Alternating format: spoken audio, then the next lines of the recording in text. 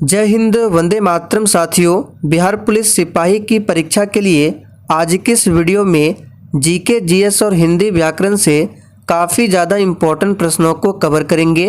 तो साथियों, अगर आपका एग्ज़ाम 1 अक्टूबर, 7 अक्टूबर या फिर 15 अक्टूबर को है तो साथियों आज का सेशन आप लोगों के लिए काफ़ी ज़्यादा इम्पोर्टेंट रहेगा।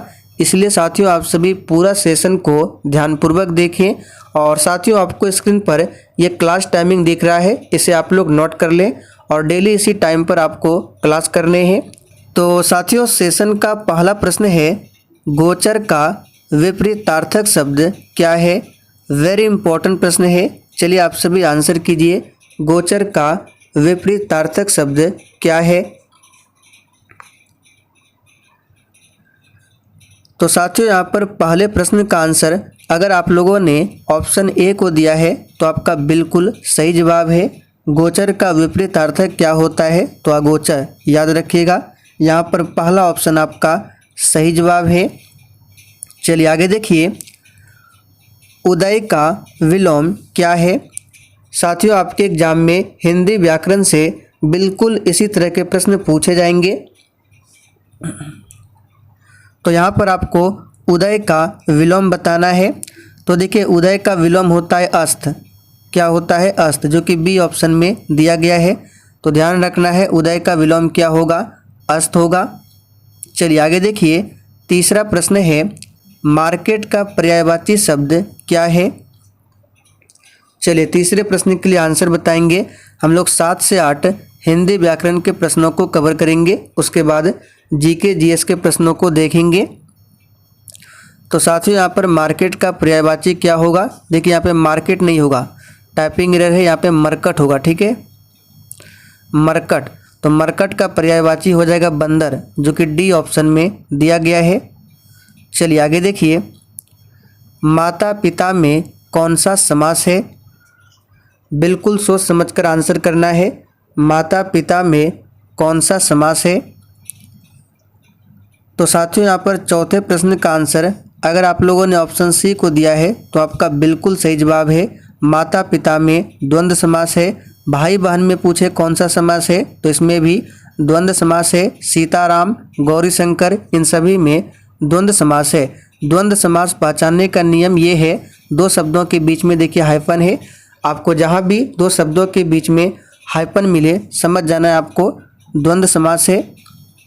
चलिए आगे देखिए, जयशंकर प्रसाद की कामायनी किस प्रकार की काव्य है। साथियों वेरी इंपॉर्टेंट प्रश्न है, इस पर आप सभी स्टार मार्क कर लें। कामायनी किसकी रचना है, तो जयशंकर प्रसाद की। और कामायनी जो है ये किस प्रकार की काव्य है, तो याद रखिएगा साथियों ये एक महाकाव्य है। यहाँ पर सी ऑप्शन आपका सही जवाब है। जयशंकर प्रसाद की बात करें तो ये छायावाद, याद रखिएगा, छायावाद युग की कवि है, पूछा जाता है। चलिए आगे बढ़ते हैं, संस्कृति शब्द का विशेषण क्या है। और साथियों अगर आपको किसी भी प्रश्न में थोड़ा भी डाउट होता है तो आप लोग तुरंत कमेंट करके पूछिए, आपके कमेंट का रिप्लाई 100% दिया जाएगा। तो साथियों संस्कृति शब्द का विशेषण हो जाएगा सांस्कृतिक, जो कि सी ऑप्शन में दिया हुआ है। चलिए आगे देखिए, गंगा स्तुति कविता के कवि कौन है। बिल्कुल टॉप लेवल का प्रश्न है। देखिए इस प्रश्न से आपको और भी 3 से 4 इम्पोर्टेंट प्रश्नों को बताएंगे, आपको सभी को ध्यान रखना है। तो सबसे पहले देखिए, गंगा स्तुति कविता, इसके कवि है विद्यापति, जो कि ए ऑप्शन में दिया गया है। विद्यापति को याद रखिएगा, पहला पॉइंट बनता है। मैथिल कोकिल भी कहा जाता है। तो अगर आपको एग्जाम में पूछ ले कि मैथिल कोकिल किसे कहा जाता है, तो याद रखना है विद्यापति को। विद्यापति की रचना है गंगा स्तुति। और भी है कृतिलता, यहाँ पे लिख देते हैं कृतिलता, ये किसकी रचना है, तो ये भी विद्यापति की रचना है। पदावली, ये भी विद्यापति की रचना है, सभी को ध्यान रखें। चलिए आगे देखिए, जिसे जीता न जा सके वाक्यांश के लिए एक शब्द क्या है। तो बहुत ही सिंपल है, जिसे जीता ना जा सके वाक्यांश के लिए एक शब्द है अजेय। जो कि सी ऑप्शन में दिया गया है। चलिए आगे देखिए, लिथियम नाभिक में कितने प्रोटॉन होते हैं? तो साथियों, जैसे कि आप सभी जानते हैं, परमाणु संख्या बराबर होता है प्रोटॉन की संख्या। तो लिथियम का परमाणु क्रमांक क्या होता है? तो सिंबल होता है Li और परमाणु क्रमांक होता है 3। तो प्रोटॉन की संख्या भी क्या होगा? 3 ही होगा, जो कि बी ऑप्शन में दिया गया है। चलिए आगे देखिए, ऑक्सीजन का एक परमाणु द्रव्यमान क्या है? चलिए 10 के लिए आंसर कीजिए। ऑक्सीजन का परमाणु द्रव्यमान आपको बताना है क्या है। तो देखिए, ऑक्सीजन का परमाणु क्रमांक होता है 8। तो परमाणु द्रव्यमान कितना हो जाएगा? 8 गुने 2 यानी कि 16, जो कि यहाँ पे फर्स्ट ऑप्शन में दिया गया है 16, याद रखिएगा। चलिए आगे देखिए, कीटों का मनुष्यों, पर्यावरण और वन्य जीवों के साथ संबंधों का अध्ययन निम्नलिखित में से क्या कहलाता है? तो साथियों, ये क्या कहलाता है? तो एंटोमोलॉजी। यहाँ पर बी ऑप्शन आपका सही जवाब है। माइकोलॉजी, याद रखिएगा, ये किसका अध्ययन है? तो कवक का अध्ययन कहलाता है माइकोलॉजी, हमने आपको बताया था। चलिए आगे बढ़ते हैं, और सी ऑप्शन में है एंथोलॉजी। इसके अंतर्गत फूलों का अध्ययन किया जाता है। चलिए आगे देखिए, ध्वनि तरंगों की उत्पत्ति और संचरण के अध्ययन को क्या कहा जाता है? बिल्कुल सेलेक्टेड क्वेश्चंस है, फटाफट से आंसर कीजिए। तो साथियों, ध्वनि तरंगों की उत्पत्ति और संचरण के अध्ययन को कहा जाता है एकॉस्टिक, जो कि सी ऑप्शन में दिया गया है। ध्वनि की बात करें तो ध्वनि कभी भी निर्वात में गमन नहीं कर सकती है, याद रखिएगा, निर्वात में ध्वनि कभी भी गमन नहीं करती है। ध्वनि की चाल सबसे अधिक किस में होती है? तो ठोस माध्यम में, ठोस के बाद याद रखना है द्रव में, और सबसे लास्ट में गैस में होती है। तो ध्यान रखना है, ध्वनि कभी भी निर्वात में गमन नहीं करती है। और ध्वनि जो है किस प्रकार का तरंग है? तो अनुदैर्घ्य तरंग है, ध्यान रखना है। ये कैसा तरंग है? तो अनुदैर्घ्य तरंग है।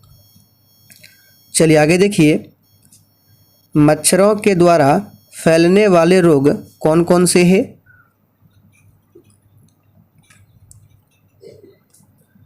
तो साथियों, मच्छरों के द्वारा फैलने वाला रोग कौन कौन सा है? तो मलेरिया है, डेंगू है और चिकनगुनिया है। यहाँ पर डी ऑप्शन आपका सही जवाब है। चलिए आगे देखिए, एक व्यक्ति के मसूड़ों से खून निकलता है, उसे थकान महसूस होती है, यह किस रोग का लक्षण है? तो साथियों, ये जो लक्षण है किस रोग का? तो इसका सही जवाब है स्कर्वी, याद रखिएगा। स्कर्वी जो है ये विटामिन सी की कमी से होने वाला रोग है स्कर्वी। और विटामिन सी का रासायनिक नाम होता है एस्कॉर्बिक एसिड। बेरी विटामिन बी की कमी से, रतौंधी विटामिन ए की कमी से, और रिकेट्स जो है विटामिन डी की कमी से होने वाला रोग है। निम्नलिखित में से कौन सी बीमारी रुके हुए पानी से हो सकती है?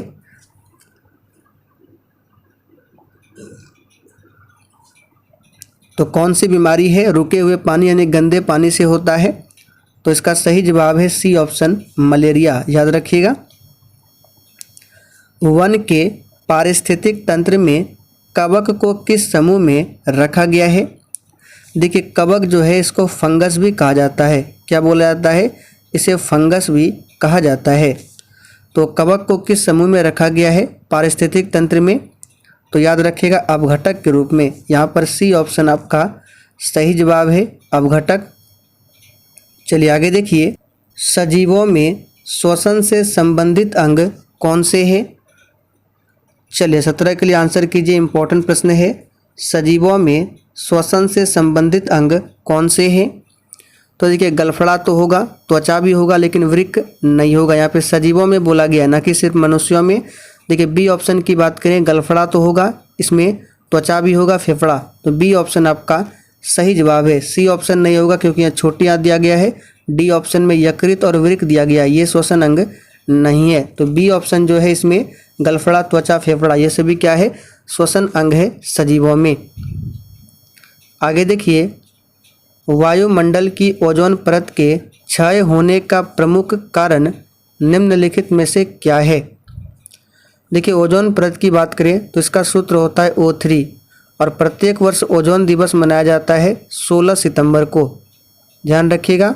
और ओजोन लेयर किस ताप में मिलता है, तो समताप मंडल में, याद रखिएगा किस मंडल में, समताप मंडल में मिलता है ओजोन लेयर। और इसके क्षय होने का प्रमुख कारण है CFC यानी क्लोरोफ्लोरोकार्बन, जो कि यहाँ पे बी ऑप्शन में दिया गया है। चलिए आगे देखिए, निम्नलिखित में से किसमें कार्बन की प्रतिशत मात्रा सबसे कम होती है। तो किस इस्पात में कार्बन की मात्रा सबसे कम होती है, तो याद रखिएगा पिटवा लोहा, जो कि डी ऑप्शन में दिया गया है। चलिए आगे देखिए, डेसिबल किसकी इकाई है। तो साथियों बहुत ही सिंपल है, डेसिबल जो है ये ध्वनि की तीव्रता की इकाई है। आगे देखिए, खाद्य परिरक्षण में प्रयुक्त होने वाले अम्ल का नाम क्या है। तो साथियों खाद्य परिरक्षण में प्रयुक्त होने वाले अम्ल का नाम क्या है, तो इसका सही जवाब है ऑप्शन बी, बेंजोइक अम्ल। ध्यान रखना है क्या है, बेंजोइक अम्ल। ऑक्जेलिक अम्ल किस में मिलता है, तो टमाटर में, याद रखिएगा टमाटर में ऑक्जेलिक अम्ल पाया जाता है। टार्टरिक अम्ल ये इमली में, इमली, अंगूर, इन सभी में टार्टरिक अम्ल होता है। एसिटिक अम्ल किस में होता है, तो सिरका, याद रखिएगा सिरका में होता है एसिटिक अम्ल। आगे देखिए, साधारणतः खाने में प्रयुक्त होने वाला नमक जिसका नाम है सोडियम क्लोराइड, तो आपको बताना है बेकिंग सोडा इनमें से कौन सा है। चलिए 22 के लिए आंसर कीजिए फटाफट से। तो बेकिंग सोडा यानी खाने वाला सोडा, जिसका फॉर्मूला होता है N, यहाँ पे लिख देते हैं फॉर्मूला NaHCO3, ये सोडियम बाइकार्बोनेट का फॉर्मूला है, जो कि पहला ऑप्शन में दिया गया है। आगे देखिए, नींबू के रस में pH का अनुमान कितना होता है। तो देखिए, नींबू के रस का pH मान होता है 2 से लेकर 3 के बीच में। तो क्या 7 से अधिक होगा, नहीं, 7 के बराबर भी नहीं होगा, ये होगा 7 से कम, याद रखिएगा 7 से कम। भारतीय संविधान के निम्नलिखित अनुच्छेदों में से कौन सा समान नागरिकता संहिता से संबंधित है। तो कौन सा आर्टिकल है जो समान नागरिकता संहिता से संबंधित है, तो याद कर लीजिए आर्टिकल 44 अनुच्छेद 44 है। आगे देखिए, हड़प्पा सभ्यता के निम्नलिखित में से किसमें जल संरक्षण के साक्ष्य मिले हैं। तो बहुत ही सिंपल है, जल संरक्षण के साक्ष्य मिले हैं धौलावीरा से, जो कि गुजरात में है। चलिए आगे देखिए, मुंगेर निम्नलिखित में से किसकी राजधानी थी। तो साथियों मुंगेर जो है ये मीर कासिम की राजधानी थी। यहाँ पर पहला ऑप्शन आपका सही जवाब है, मीर कासिम, याद रखिएगा। इन्होंने राजधानी को मुर्शिदाबाद से मुंगेर लाया था, किसने, तो मीर कासिम ने। आगे देखिए, भगवान बुद्ध का जन्म जो कि लुम्बिनी में हुआ था, तो वर्तमान में लुम्बिनी कहाँ पर है। देखिए, भगवान बुद्ध की मृत्यु पूछे तो कुशीनारा, जिसे कुशीनगर भी कहा जाता है, कुशीनगर में भगवान बुद्ध की मृत्यु और जन्म लुम्बिनी, और लुम्बिनी वर्तमान में कहाँ है, तो ये नेपाल में है। चलिए आगे देखिए, महात्मा गांधी कब भारतीय राष्ट्रीय कांग्रेस के अध्यक्ष बने थे। तो इस प्रश्न को हमने कल भी बताया था। एक अधिवेशन हुआ था कांग्रेस का, बेलगांव अधिवेशन। कौन सा, बेलगांव अधिवेशन, जो कि कर्नाटक में पड़ता है। ये हुआ था 1924 में, और इसी अधिवेशन की अध्यक्षता महात्मा गांधी जी ने किया था। निम्नलिखित में से किसे लोकनायक कहा गया है।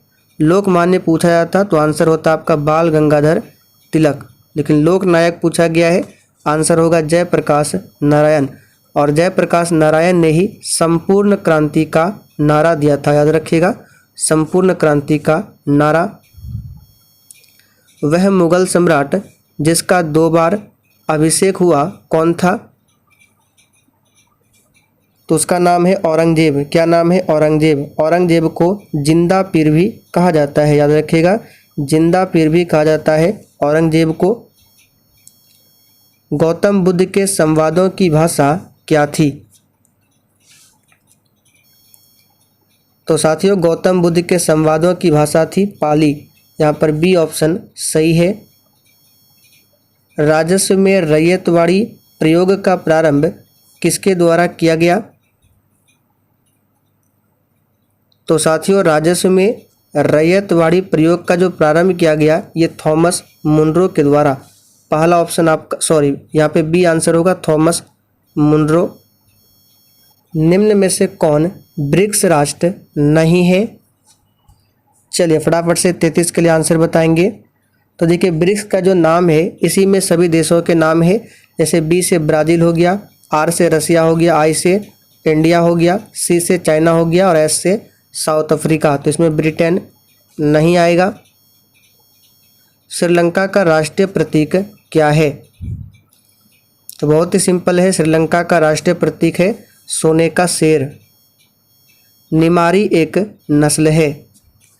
आंसर कीजिए, बिहार दरोगा में पूछा गया था निमारी किसकी नस्ल है? तो याद रखिएगा ये गाय की एक नस्ल है। आगे देखिए, विश्व की सबसे पहली महिला प्रधानमंत्री निम्नलिखित में से किस देश की थी?